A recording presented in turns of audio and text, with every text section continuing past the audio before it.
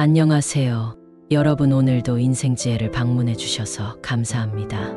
오늘은 삶이 얼마 남지 않은 일본인 아내를 둔 노인의 사연을 이야기해 보겠습니다.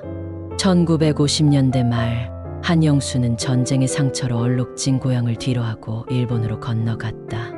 당시 젊고 혈기왕성했던 그는 가난을 벗어나기 위해 모든 것을 걸었다.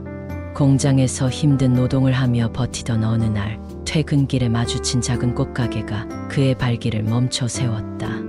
가게 안에는 소박한 꽃들과 함께 환한 미소를 띤 여자가 있었다. 그녀가 바로 아키코였다. 영수는 그녀에게 첫눈에 끌렸다. 아키코는 꽃만큼이나 맑은 목소리로 손님을 맞이했지만 외국인 노동자였던 영수를 보는 주변의 시선은 차가웠다. 왜 꽃가게를 시작하셨나요? 영수가 어느 날 용기를 내어 물었을 때 아키코는 짧게 대답했다. 사람들에게 행복을 주고 싶어서요. 꽃은 마음을 따뜻하게 하잖아요. 그 후로 영수는 시간이 날 때마다 꽃가게를 찾았다. 꽃을 구실 삼아 그녀와의 대화를 이어갔고 두 사람은 조금씩 가까워졌다. 하지만 그들의 사랑은 순탄치 않았다. 한국인 노동자와 일본인 여자의 사랑은 주위 사람들의 냉대를 불러일으켰다. 어머니는 왜 한국 사람과 결혼하려 하느냐며 크게 반대했었지. 아키코는 어느 날 가게 뒷마당에서 영수에게 털어놓았다. 하지만 당신을 만난 후 처음으로 나 자신을 위해 살고 싶다고 느꼈어요. 그녀의 고백은 영수에게 깊은 울림을 주었다. 그들은 마침내 가족과 세상의 반대를 뒤로하고 작은 결혼식을 올렸다. 고된 노동 속에서도 서로에게 의지하며 함께한 40년, 두 사람은 새 아이를 낳고 키우며 단단한 가족을 이루었다. 새 아이들은 서로 다른 환경에서 자라났다. 첫째 딸 유미는 일본에서 태어났지만 영수가 그녀를 한국으로 데려가 유학시키면서 두 나라 문화를 모두 익혔다. 유미는 아버지의 기대를 받아 고향에서 교사로 일하며 바쁘게 살고 있었다. 둘째 아들 타쿠야는 일본에서 자라며 기술자의 길을 걷고 있었다. 그는 아버지처럼 손재주가 좋았지만 늘 아버지의 그림자 속에 갇혀 있었다고 느꼈다.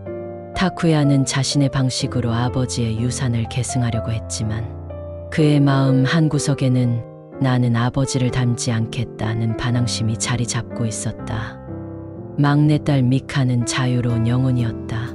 어린 시절부터 예술을 사랑했던 그녀는 집을 떠나 세계 여러 나라를 떠돌며 그림을 그렸다. 하지만 미카는 종종 나는 어디에도 속하지 않는 사람인가 라는 고독감에 사로잡혔다.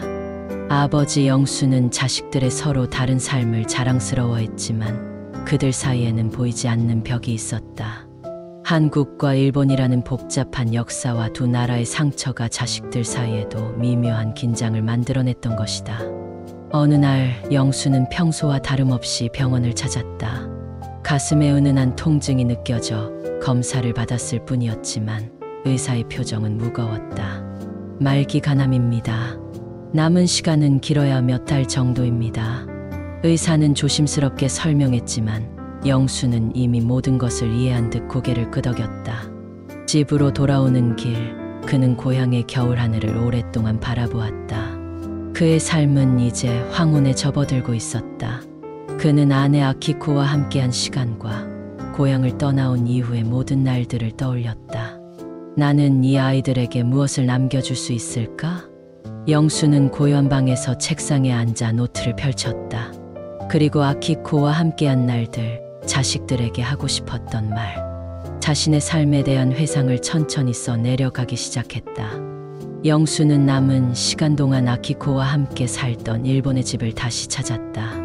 작은 집은 여전히 벚꽃 나무 아래에서 고요히 서 있었다. 문을 열자 아키코가 사랑했던 낡은 화병과 그녀가 가꾸던 정원이 눈에 들어왔다. 아키코, 내가 당신을 많이 닮았다지만 자식들은 우리 둘을 참 닮았네. 영수는 정원을 거닐며 벚꽃 나무 아래 작은 의자에 앉았다. 그는 아키코의 유품들을 정리하며 사진과 편지들을 상자에 담았다. 그녀가 자식들에게 남긴 몇 안 되는 글과 영수가 그들에게 전하고 싶은 말들을 하나로 묶어 마지막 선물을 준비했다. 그는 상자 위에 조용히 글을 새겼다. 먼 나라에서 피어난 사랑, 그리고 그 사랑이 남긴 것들. 몇 주 후 영수는 세 자녀를 고향으로 불렀다. 오랜만에 한자리에 모인 유미, 타쿠야, 미카는 아버지의 청천벽력 같은 소식에 말을 잃었다. 하지만 영수는 그들에게 상자를 내밀며 말했다. 여기에는 너희 어머니와 나의 인생이 담겨 있다. 그리고 너희 역시 이 안에 있다. 유미는 상자 안의 사진과 편지들을 조심스럽게 꺼내 읽으며 눈물을 흘렸다. 이 사진, 어머니가 나를 처음 안아준 날이네요. 타쿠야는 벚꽃이 만개한 사진 속 젊은 아버지와 어머니를 보며 무언가 말하려다 멈췄다. 이런 모습이 있었는지 몰랐어요. 미카는 아버지가 쓴 마지막 글을 읽으며 감동에 잠겼다. 너희 어머니는 내 인생의 꽃이었고 너희는 그 꽃에서 피어난 열매다. 나는 더는 바랄 것이 없다. 그날 밤 자식들은 서로의 차이를 잊고 부모님에 대해 이야기하며 늦도록 웃고 울었다. 영수는 그로부터 며칠 후 자식들이 지켜보는 가운데 조용히 눈을 감았다.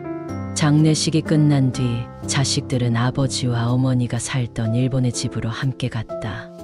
아버지가 손수 가꿨던 벚꽃 나무 아래에서 세 자녀는 부모님의 사진과 상자를 꺼냈다. 유미는 나지막이 말했다. 아버지와 어머니는 서로를 정말 사랑하셨던 것 같아. 타쿠야는 벚꽃이 흩날리는 나무를 올려다보며 미소 지었다. 그 사랑 덕분에 우리가 있는 거겠지. 미카는 부모님의 사진을 품에 안고 속삭였다. 우리가 이 사랑을 이어가야 해. 그 후 세 자녀는 매년 봄 벚꽃이 피는 계절에 부모님이 사랑했던 나무 아래에서 만났다. 그곳은 이제 두 사람의 사랑과 가족의 이야기를 기억하는 장소가 되었다. 영수와 아키코의 사랑은 단순한 부부의 애정을 넘어 자식들 사이를 잇는 끈으로 남아 그들의 삶을 따뜻하게 감싸주었다. 먼 나라에서 시작된 사랑은 결국 하나의 가족으로 남았다. 오늘도 사연을 들어주셔서 감사합니다. 매일 새로운 사연을 올리도록 노력하겠습니다. 재미있으셨다면 구독과 좋아요를 눌러주세요. 저에게 큰 힘이 됩니다. 감사합니다.